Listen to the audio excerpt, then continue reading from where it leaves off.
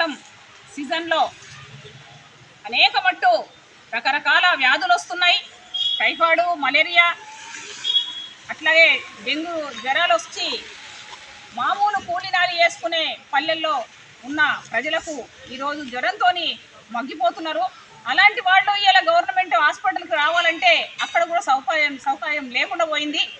కాబట్టి మామూలుగా కూలీనాలు వేసుకున్న వాళ్ళు ఇవాళ ప్రైవేటు హాస్పిటల్కి పోతే తడిసి మోపడయ్యి వాళ్లకు 50,000 నుండి 1,00,000 రూపాయల వరకు అన్ని పరీక్షలు అంటూ అన్ని టెస్టులు అంటూ మీరు అడ్మిట్ కావాలని చెప్పేసి ఇలా 1,00,000 రూపాయల దాకా వసూలు చేస్తున్నారు.